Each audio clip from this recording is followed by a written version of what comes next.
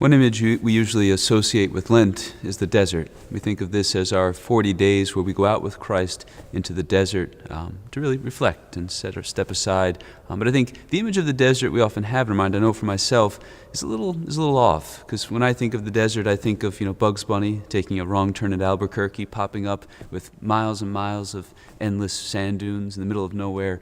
But when you think of the people of Israel, it's very different. I was blessed to have the opportunity to go to Jerusalem, and when you're at the edge of the city, there's trees and it's lush, and within a couple hundred yards you might look out and see barren wasteland.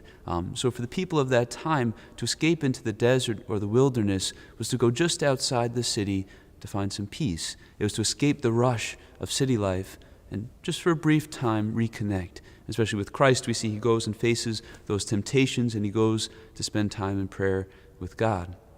So I think for us, as we go into this time of the desert, this time of Lent, we're meant to escape from that rush of everyday life. Because when we are rushing, it's hard to hear clearly, it's hard to see clearly, but this time will help us, almost give us perspective.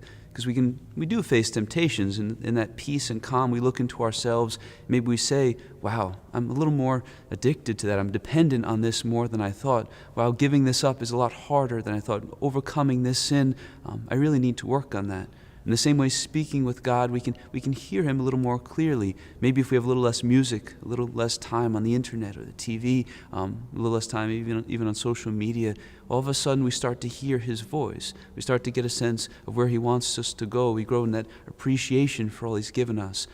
It's when we do step back from the rush that we get that clarity and that connection with God, which does help us grow.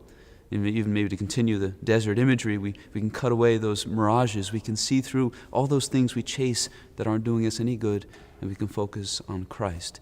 So maybe this Lent we try to continue that journey. We escape our everyday lives, go out into the desert, commune with our Lord, and we know he'll guide us on how to grow each day in holiness.